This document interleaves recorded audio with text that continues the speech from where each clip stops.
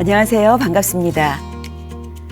오늘은 존엄한 죽음에 대한 이야기를 해보려고 합니다.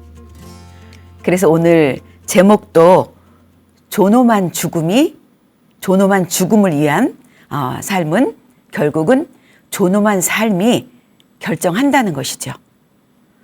그래서 존엄한 삶은 무엇인지, 또 존엄한 삶이 훼손되었을 때 우리 삶에 어떤 문제가 생기는지 알아보고요. 그 다음에는 존엄한 죽음과 관련해서 다양한 자기 결정이 중요한데요. 그런 자기 결정과 관련된 존엄한 죽음의 예에 대해서 알아보도록 하는 시간을 갖도록 하겠습니다. 예, 우리 누구나 다 바라는 존엄한 죽음은 우리가 살면서 존엄성이 확립되었을 때 비로소 우리에게 허락될 것입니다. 그래서 그것은 누가 요구하지 않아도 당연한 권리로서 허락될 것입니다. 그렇다면 존엄이라는 것은 무엇일까요? 아마 대략 다 알고 계시죠. 한마디로 말하기는 어렵지만, 그래서 존엄이란 인간이 가진 가장 근원적인 가치를 의미합니다. 가장 기본적인 거죠. 각자 우리는 누구나가 다 특별하고 소중한 존재라는 거예요. 그렇게 소중하게 태어났고 각자 어떤 환경이나 자기의 능력이나 그런 것과 상관없이 소중한 존재로서 존중받는 것입니다.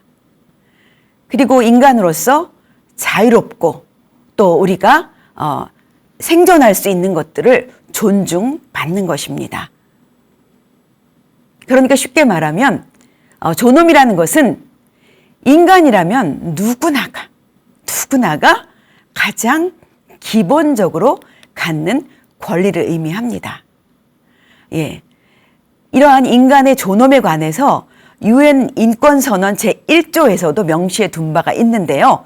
모든 인간은 태어날 때부터 자유롭고 또 그 존엄과 권리에 있어서 동등하다라고 명시해 놓았습니다. 우리나라 헌법도 제10조에 모든 국민은 인간으로서 존엄과 가치를 가진다고 명시를 해 놓았습니다. 가장 중요하고 근본이 되는 가치라는 것이죠. 그래서 이렇게 존엄은 우리 자신의 생각이나 신념, 목표에 따라서 자유롭게 선택할 수 있는 권리를 의미하기도 합니다. 따라서 내가 소중하기 때문에, 내가 존중받아야 되기 때문에 다른 사람도 서로 또 존중해야 되는 거죠. 그래서 다른 사람들과 상호 존중하며 공존할 수 있는 권리이기도 합니다. 그래서 다양한 배경과 또 다른 의견을 가진 사람들도 배척하는 것이 아니라 존중하고 포용하고 인정하는 것을 말합니다. 그래서 존엄은 우리 모두가 공평하게 대우받고 그리고 서로를 존중하며 그래야만 행복하고 의미 있는 삶을 살 수 있는 권리와 가치를 의미합니다. 이러한 존엄이 우리 삶에서 지켜져야 되는데 존엄이 지켜지지 못하고 훼손당할 때가 왕왕 많이 있는 것 같습니다. 이렇게 존엄이 훼손되면 어떤 문제가 발생이 될까요? 아마 경험해 보신 분들도 많이 계실 텐데요. 존엄과 관련된 사회적인 문제를 살펴보면 첫째, 인권 침해와 차별을 둘 수가 있습니다. 인권을 침해한다는 것은 우리 인간으로서의 존엄성을 훼손당하고 또 평등한 삶을 방해돼요. 그래서 우리는 어디 가서나 남녀 차이, 성별, 또 인종 차별, 종교적 차별, 또 출신의 차별, 건강에 따른 차별, 능력에 따른 차별, 남들과 다르다는 이유로 차별을 받아서는 안 되는 것이죠. 그러나 우리 사회에서는 은근히 알게 모르게 이런 차별들이 존재하고 있는데요. 사실은 그런 차별을 해서는 안 되는 거죠. 차별을 느낀 당사자는 굉장한 모욕감도 느끼게 되고요. 인간으로서 존중을 받지 못한다는 생각을 느끼게 되면 굉장히 자존감에 상처를 입게 되는 거죠. 또한 두 번째는 빈곤과 사회적 불평등으로 인한 존엄이 훼손되는 경우입니다. 우리가 기본적으로 살면서 필요한 생존에 필요한 것들에 대한 그런 접근이 부족하거나 또 불균형한 그 자원 분배는 인간의 존엄성을 훼손당하게 되는 거죠. 아무리 경제적으로 어렵거나 이래도 사회로부터 불평등을 당해서는 안 되고요. 물론 경제적으로 어렵다는 것은 불편하지만 그것으로 인해서 내가 겪는 불편은 내가 감수할 수 있지만 사회적으로 그것이 차별을 받는다면 인간성에 그 큰 훼손을 당하기 때문에 살아가는데 굉장히 심한 훼손을 당하게 되는 거죠. 배고픈 건 참을 수 있어도 인간적인 대우를 받지 못한다는 것은 굉장히 참기 어려운 것들이죠. 그 다음에 세 번째는 폭력과 괴롭힘입니다. 혹시 내가 원치 않는 괴롭힘, 폭력을 당해보신 경험이 있으신가요? 나보다 약자에게 보통은 강한 자가 또 혹은 가진 자가 약한 사람을 이렇게 폭력을 행하는 경우가 있는데요. 그럴 때 장난 삼아서 피해자에게 폭력을 가할 수 있지만 그 당하는 피해자는 장난이 아닙니다. 정말 인간다운 삶을 손상시키게 되고요. 그리고 신체적인 폭력을 가했다. 그러면 신체적으로 어떤 손상을 당하는 게 아니라 손상만 당하는 게 아니라 신체적인 손상뿐만 아니라 정신적, 신체적, 윤리적, 도덕적 손상을 일으키게 됩니다. 그래서 어떤 폭력도 괴롭힘도 있어서는 안 되는데요. 흔히 우리 삶에서 가정폭력도 가정에서 힘이 센 사람이 약한 사람에게 가해지게 되잖아요. 또 학교폭력, 왕따, 또 직장에서 힘 있는 자들이 힘 없는 사람에게 하는 직장폭력 혹은 성폭력 이런 모든 것들은 말할 수 없는 피해자에게 아주 심한 자존감의 상처를 입히고 생존에 위협도 하게 되기 때문에 절대로 있어서는 안 되는 것입니다. 네 번째는요, 인터넷과 개인정보 보호입니다. 지금은 이제 디지털 시대입니다. 온라인을 통해서 우리가 많은 이렇게 정보도 나누기도 하고 개인적으로 친분을 나누기도 하는데요. 이때 사생활 침해가 일어날 수가 있습니다. 또는 개인정보가 유출될 수가 있는데요. 이것은 인간의 존엄성에 심각한 침해를 할 수가 있습니다. 그래서 법으로 정해져 있기는 하지만 어떤 경우에라도 개인정보 유출이라던가 사생활 침해는 있어서는 또 안 되는 것이죠. 그리고 다섯 번째는 환경 파괴입니다. 환경 파괴는 어떻게 보면 나와는 거리가 먼 나라의 일이라고 생각할 수도 있지만 지구상에서 일어나는 모든 일들은 이제는 나와 관련이 있습니다. 지금 많은 기후변화가 일어나고 있잖아요. 이런 것들이 모든 생명체와 지구 안에 있는 모든 생명체들은 서로 연관이 있다는 것입니다. 우리나라만 잘 살면 되지, 우리나라만 환경 보호하면 되지, 그것이 아닌 것입니다.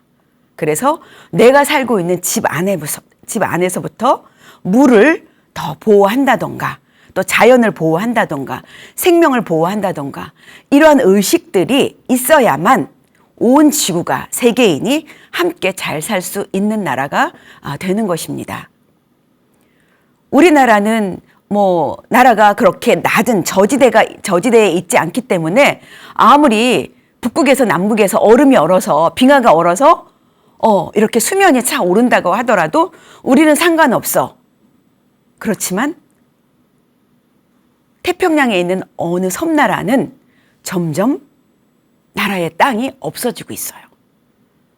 그렇다면 그 사람들은 어디 가서 살아야 돼요? 그 나라의 땅이 다 없어지는데 그 땅에서 태어나고 자라서 모든 것들이 있는 그곳에서 탈출해서 살아야 되는 것입니다. 난민이 돼서 살아야 되고 고향을 잃어버리고 살아야 되는데 그런 것들은 결코 남의 일이라고 할 수가 없는 것이죠. 이렇게 존엄과 관련돼서 많은 사회적인 문제가 있을 수가 있습니다. 그래서 인간의 존엄성은 반드시 지켜져야 하는 것입니다.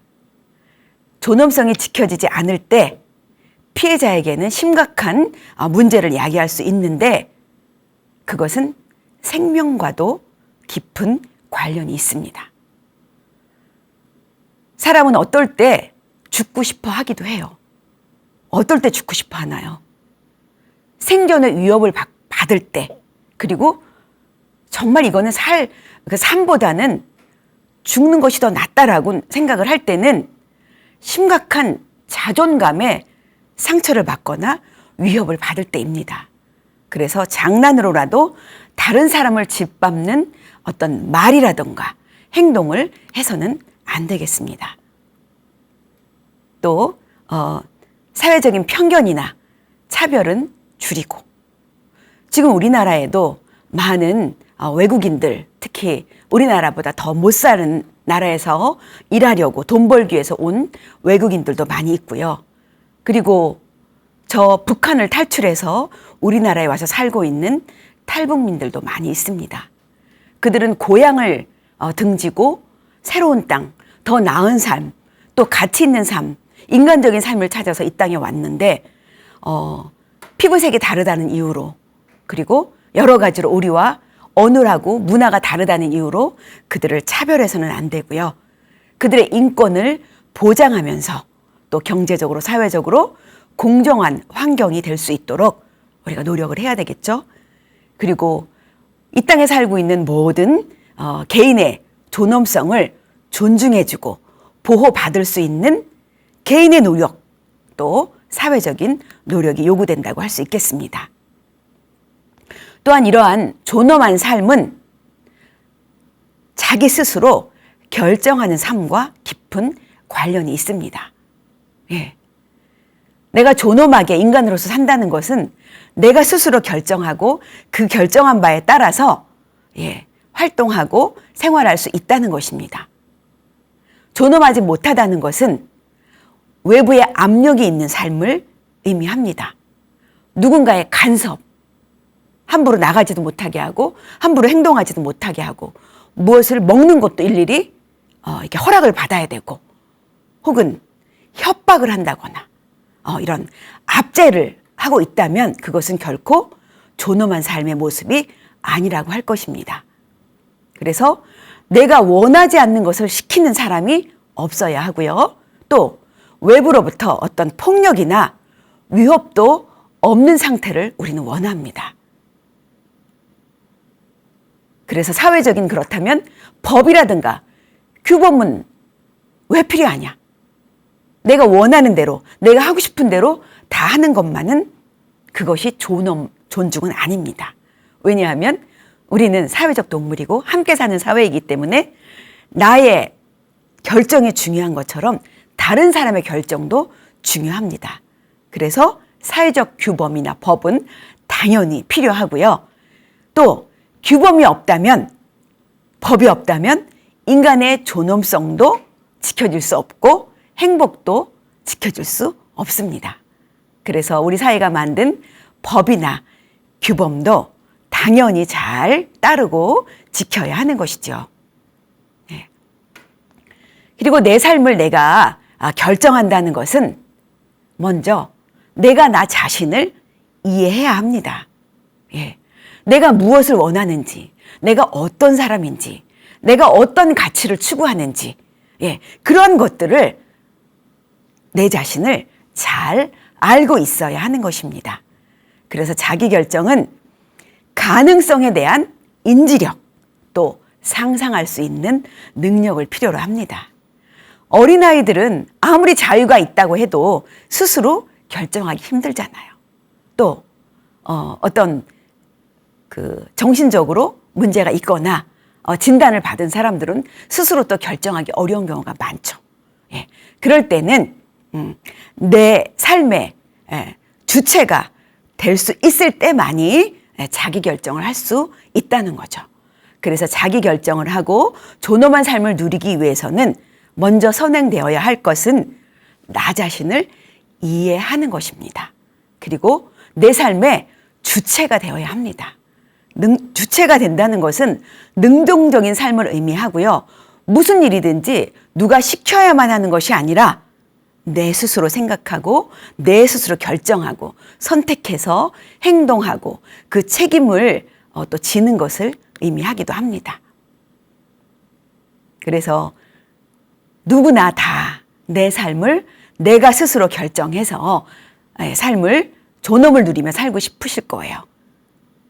타인에게 조종당하지 않고 내 생을 내 스스로 이끌어 나가는 것입니다. 꼭두각시가 되거나 다른 사람의 이익에 좌우되거나 놀이개가 되는 것이 아닙니다.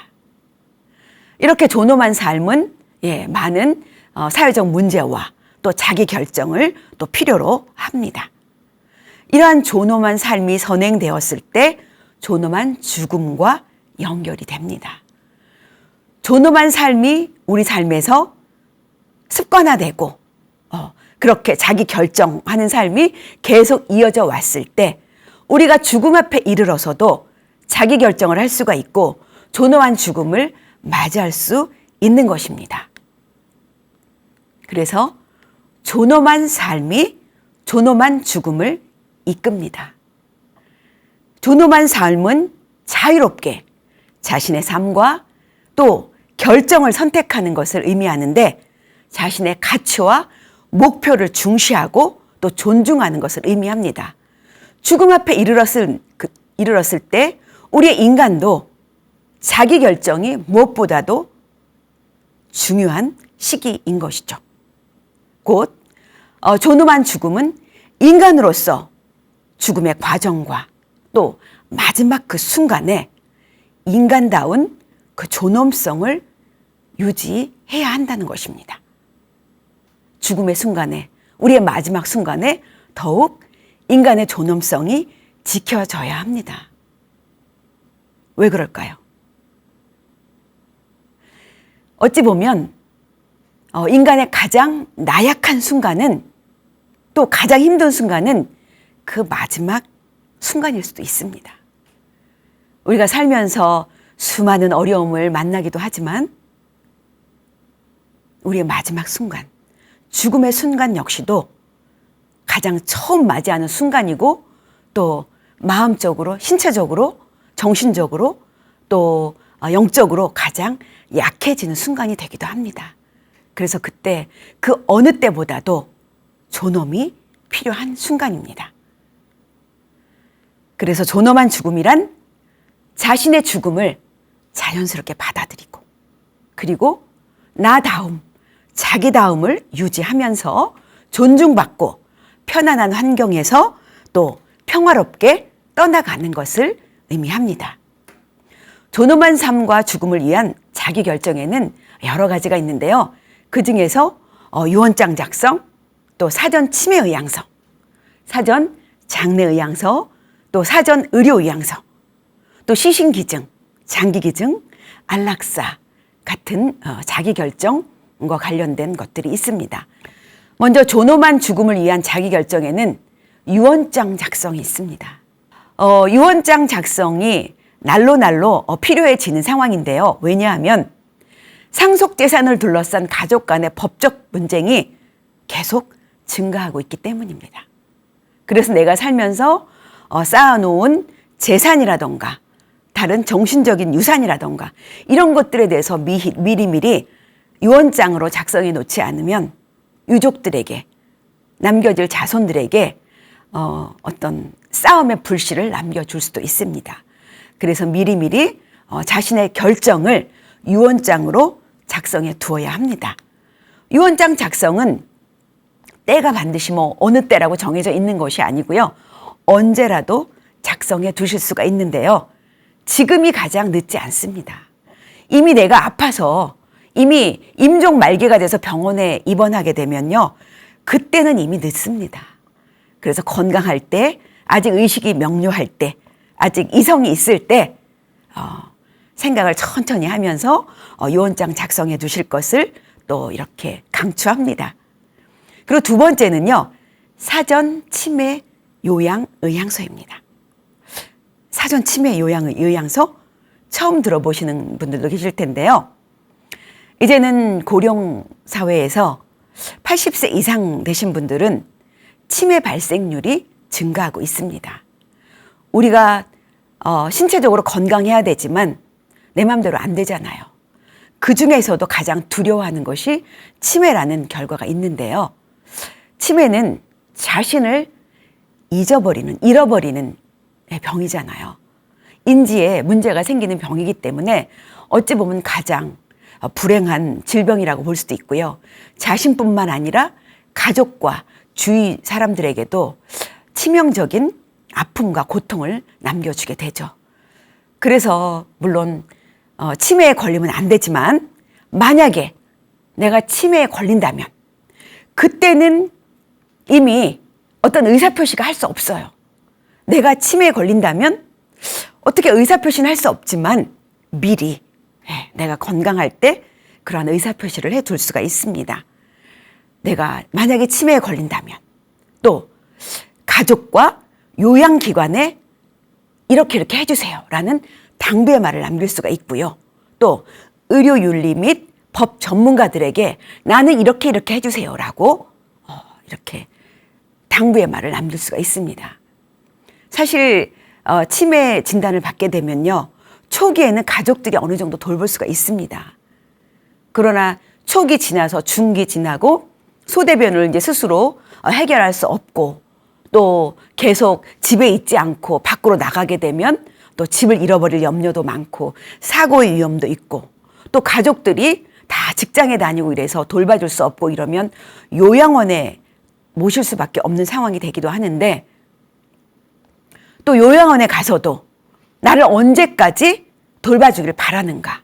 만약에 내가 너무 의식이 없거나 또 너무 심각해지면 나를 뭐 끝까지 치료를 하라든가 하지 말라든가 이러한 내용들을 의사표시를 해둘 수가 있는 거죠. 이런 것들은 한국 골든에이지 포럼에서 이미 양식을 만들어서 배포한 바가 있고요. 한국 골든에이지 포럼 그 홈페이지에 가시면 양식도 다운받아 보실 수가 있습니다. 우리가 치매에 걸리거나 또 치매뿐만 아니라 노년에 돌이킬 수 없는 질병에 걸릴 경우에 사실 치료비보다도 문제가 되는 게 간병비예요. 간병비가 하루에 지금 간병비가 굉장히 올라서 하루 12만 원에서 15만 원, 20만 원까지 한다고 해요. 그러면 한 달 평균 330에서 500만 원 정도가 되는데 굉장히 부담이 되는 금액이죠. 그래서 병원비 외에 간병비가 굉장히 부담이 된다라고 하는 많은 그 연구 결과가 있는데요. 너무 비싸서 부담스럽다는 사람들이 59.6%였습니다. 그리고 처음에는 가족들도 간병을 하기 위해서 굉장히 애를 써요. 그렇지만 긴 병에 효자 없다고 기나긴 그 간병에 가족들이 다 지쳐버립니다. 간병 번아웃이 되거나 또 간병비가 많이 나가다 보면 파산이 되거나 또 제가 아는 어떤 사람은 또 어머니 또 아버님을 또 그 간병하기 위해서 직장까지 그만두고 병원에 들어가서 간병비가 너무 들어가기 때문에 이렇게 간병까지 했는데요. 그렇게 혼자 간병을 감당하다 보면 굉장히 힘들죠. 그래서 번아웃을 경험하게 되고요. 또 긴 간병 사례를 통해서 가족들마저도 피폐해지는 경우가 많이 있습니다. 세 번째는 이제 사전연명 의료의향서입니다. 익히 많이 알고 계실 거예요. 또 제가 지난번에 강의한 영상도 있고요. 뭐 아시는 바와 같이 사전연명 의료의향서는 임종기에 무의미한 연명의료에 대해서 나의 뜻을 밝혀두는 문서입니다. 이것도 더 늦기 전에 건강할 때 미리미리 자기 의사표시를 해두는 것이 굉장히 필요합니다. 이런 연명의료에 대해서 한 번 더 생각해 보시고 아직 결정하지 않으신 분이 있다면 가까운 건강보험공단에 가시거나 등록기관에 가셔서 작성하시는 것도 좋을 것 같습니다. 그리고 이렇게 그 사전연명의료 의향서는 우리나라 국내뿐만 아니라 해외에서도 많은 유명인들도 이렇게 작성을 하고 그리고 연명의료를 거부하는 그런 삶의 모습들을 볼 수가 있는데요. 얼마 전에 그 최장수 미국의 그 전 대통령인 지미 카터 대통령 그분이 이제 100세가 이제 넘으셨더라고요. 근데 그동안 병원에서 이렇게 치료를 받으시다가 이제는 연명의료를 중단하고 집에서 호스피스를 하겠다. 그래서 이제 호스피스 돌봄을 받은 지 1년이 되셨다고 합니다. 그러한 그 미디어의 이런 발표를 보면서 이런 훌륭한 분들도 또 유명한 분들도 연명의료를 안 하고 존엄한 죽음, 내가 결정하는 죽음을 선택한다는 것을 볼 수가 있습니다. 예. 그래서 이 연명의료 의향서를 작성하고 임종기 때 난 연명의료를 하지 않겠다. 이러한 것은 의료비만을 절약하는 것이 아닙니다. 이것은 존엄한 삶, 또 존엄한 죽음을 위한 나의 결정인 것입니다. 그러려면 무엇이 죽음인지, 또 어떻게 죽는 것이 좋은지, 어떻게 나의 삶을 잘 마감하는 것이 좋은지에 대한 생각을 많이 해 두셔야 되는 거죠. 사실 쉬운 결정은 아닙니다. 그렇지만 주위의 많은 임종의 모습을 지켜봤고요. 그리고 많은 고생하시는 분들을 봐왔기 때문에 대부분의 어르신들은 제가 이런 강의를 하면 맞다고. 이거 반드시 연명의료 하지 말고 이거 작성해야 된다고 말씀을 하시는 걸 제가 많이 들었습니다. 그리고 네 번째는 사전 장례 의향서입니다. 말 그대로 사전에 장례에 대해서 나의 의향을 밝혀두는 문서입니다. 물론 법적인 문서는 아닙니다. 이것도 한국 골든에이지 포럼에서 벌써 예전에 이렇게 양식을 만들었고 이렇게 배포를 하고요. 또 이렇게 을다인 강사들이나 또 죽음을 이렇게 강의하는 교육에서도 많이 활용하고 있는 양식입니다. 나의 장래에 대해서 미리미리 이렇게 생각해보고 결정을 해둘 수가 있습니다. 우리나라는 물론 이제는 매장보다는 화장이 90% 이상이 되고 있고요. 이제 과거에는 화장하고 나서 봉안당, 납골당에 대부분 모셨다면 지금은 자연장으로 많이 하는 추세예요.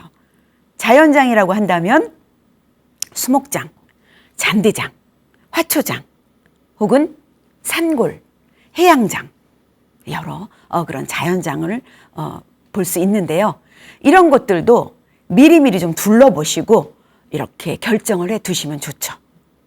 집안마다 다 다르고요. 또 요즘은 집안에서도 이렇게 문중에 묘를 다 정리해서 이렇게 공원묘지화하는 문중들도 많이 있습니다. 왜냐하면 이제는 묘지를 관리할 수 있는 사람이 없고요.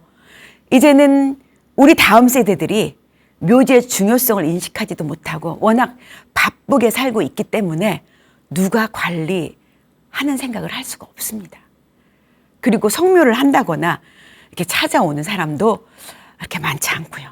그래서 생전에 나의 그 묘지를 준비하는 것뿐만 아니라 우리 문중의 어르신들의 묘까지도 미리미리 정리하는 그런 문화를 요즘은 또 엿볼 수가 있습니다. 그런 것들도 사전 장례 의향서를 통해서 미리 밝혀둘 수가 있고요. 또 각 종교에 따라서도 장례식의 모습이 다릅니다. 또 나의 그 종교와 또 자녀의 종교가 다를 경우 자녀들과 갈등이 생길 수가 있기 때문에 그런 것들을 사전에 작성해 둘 뿐만 아니라 자녀들하고도 서로 조심스럽지만 자연스럽게 이야기를 해 두는 것도 필요하고요. 그리고 이렇게 작성까지 못한다 한다면 미리미리 자녀들과 이야기해 두는 것도 필요합니다. 생전에 이렇게 자녀들과 나의 장래에 대해서 또 장묘 방법에 대해서 이런 것들을 이야기해 두면 그런 것들이 또 다 유언이 될 수가 있는 것입니다. 또 마찬가지로 상속에 대해서 유언장을 작성해 두시는 거 굉장히 필요하고요. 또 미리미리 자녀들끼리 그런 상속 재산으로 인해서 싸움이 생기지 않도록 마음을 미리미리 이렇게 만져주고 서로 이해할 수 있도록 그런 분위기를 만들어 두는 것도 굉장히 필요한 일이 되겠죠. 또 다섯 번째는요. 가끔 제가 이렇게 강의를 가면 시신기증은 어떻게 하나요? 장기기증은 어떻게 하나요? 이렇게 여쭤보시는 분들이 많으세요. 내가 건강하게 생을 마감한다고 하면 아직도 병원에서 장기기증을 기다리면서 오늘날 기다리고 있는 많은 젊은 사람들, 또 정말 이 장기기증 외에는 치료 방법이 없는 사람들이 많이 있습니다. 그래서 그런 사람들에게 나의 죽음으로 인해서 나의 신체가 어느 한 부분이라도 도움이 되면 좋겠다라는 아주 범인류애적인 마음을 가진 사람들이 의외로 많으시더라고요. 예. 그런 분들이 여쭤보면 사실 이런 것들도 미리미리 결정을 해 두실 수가 있습니다. 물론 가족들의 동의를 필요로 하지는 않습니다. 시신기증, 장기기증서는요. 따로 양식은 없지만 종합병원, 대학병원 그런데 문의하시면 그런 그 절차들을 자세히 알려드리니까 또 문의하시면 좋을 것 같고요. 정진석 그 추기경 님도 2018년도에 그 사전 연명 의료의향서를 작성하시면서 그 뒤에 짤막하게 또 이렇게 메모를 해놓으셨는데요. 뭐라고 해두셨냐면 가능하면 내 각막을 기증하게 해주시기 바랍니다. 예. 이렇게 종교적인 지도자들 또 사회의 지도자들이 먼저 이렇게 시신기증이라든가 장기기증이라든가 또 연명의료 하지 않는다는 이런 내용들을 말씀하시면 사회에 많은 선한 영향력이 또 확대가 되기도 하죠. 예. 시신기증이나 장기기증도 할 수 있기 때문에 미리미리 알아두실 것을 또 권합니다. 그리고 여섯 번째는 안락사입니다.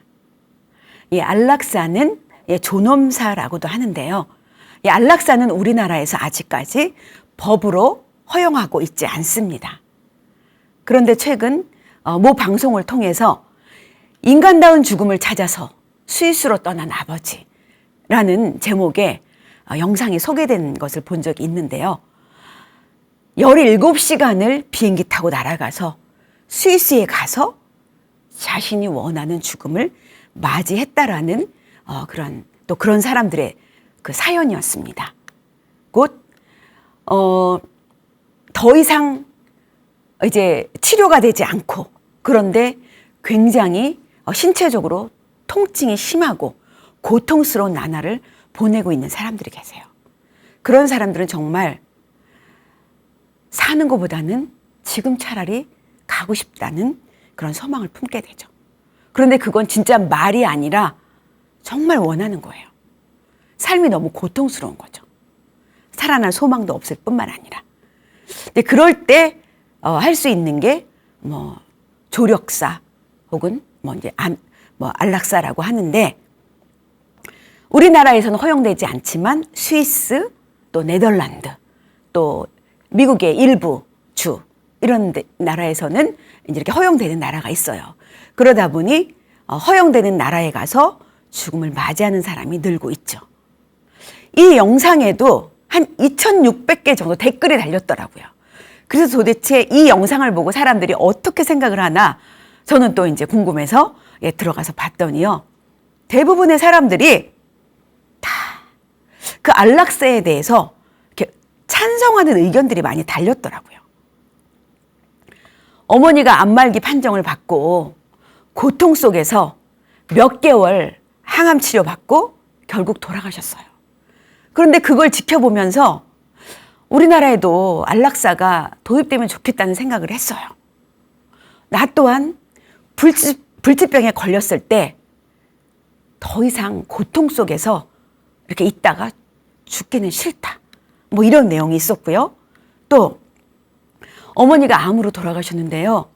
통증 때문에 막 밤새 고통치고 몸부림치면서 고통으로 비명을 지르면서 몸부림치다가 돌아가셨대요. 병원에서는 아주 독한 약을 썼고요.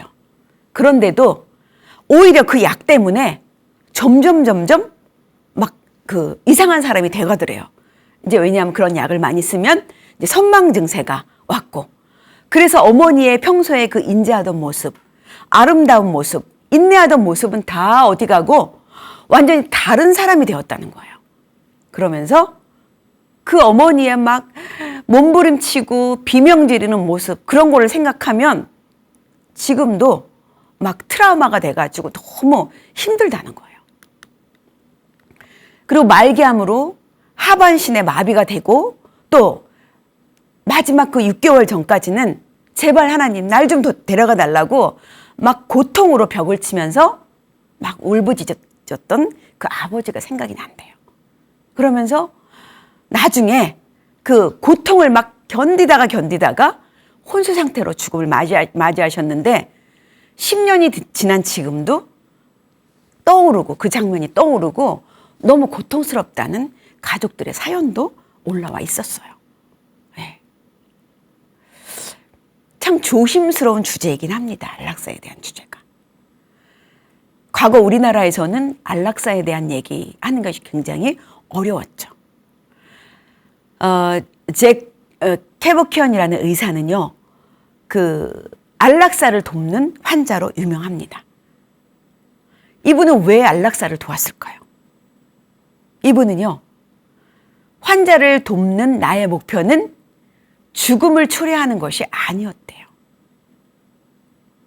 나의 목표는 고통을 끝내는 것이었다는 거예요. 그래서 안락사가 그 범죄화, 안락사를 도운 사람도 범죄인이거든요. 그래서 이분은 계속 감옥에도 교도소에도 몇 번 갔다 오신 분이에요. 그렇지만 본인은 계속 한대요. 왜냐하면 다른 사람을 도와야 하기 때문에. 예. 또 얼마 전 데이비드 구달 박사는 안락사를 선택을 하셨는데요. 예. 호주의 그 생명과학자죠. 안락사를 받겠다고 인터뷰를 하셨어요. 104세였고요. 그러면서 이분이 인터뷰를 하시면서 죽는다는 것이 슬픈 일이 아니다. 정말 슬프다는 건, 정말 슬픈 일은 죽고자 하는 의지가 가로막힐 때이다. 라고 하시면서 편안하게 웃으면서 죽음을 맞이했습니다. 우리나라는 2016년도에 연명의료 결정법이 제정이 되었고, 이제 2018년도부터 시범 과정을 거쳐서 이제 시행이 되고 있는데요. 이제 연명의료는 시행이 되었지만 이제 안락사에 대한 논쟁도 이제 점차 이제 시작이 되고 있습니다. 여러분은 어떻게 생각하시나요? 안락사에 대해서 찬성하시나요? 아니면 반대하시나요?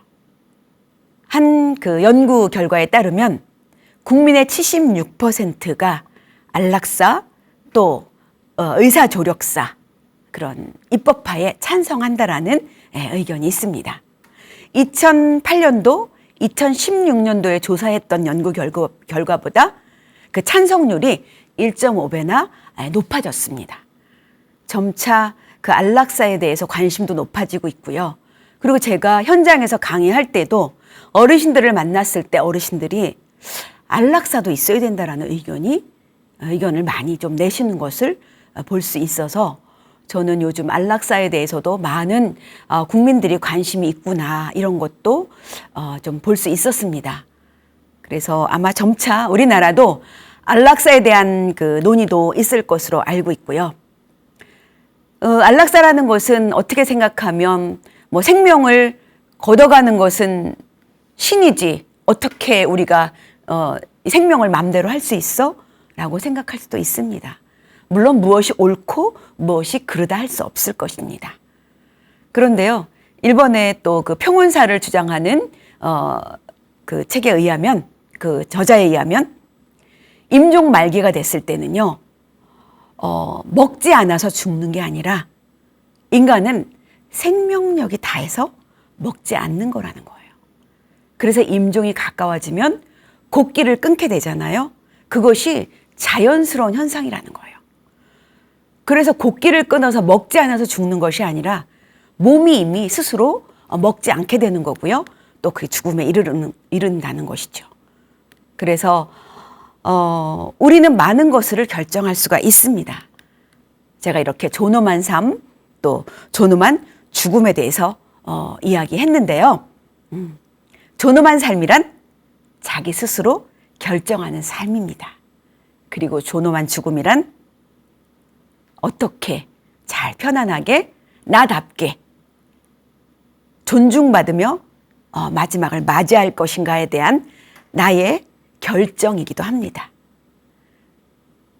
소설가 고 박경리 선생님은요, 그 집, 옛날의 그 집이라는 시에서 버리고 갈 것만 남아서 참 홀가분하다고 남기셨어요.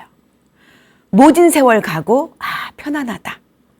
늙어서 일이 편안한 것을 버리고 갈 것만 남아서 참 홀가분하다. 네, 이것은 자기 결정입니다. 삶의 순간순간마다 존중받고 존엄한 삶을 유지하면서 나의 결정을 하고 살고 마지막 죽음 앞에 이르러서도 다 정리하고 나의 결정을 한다면 굉장히 홀가분하고 가볍게 갈 수 있을 것입니다. 네, 오늘 강의는 여기서 마치겠습니다. 감사합니다.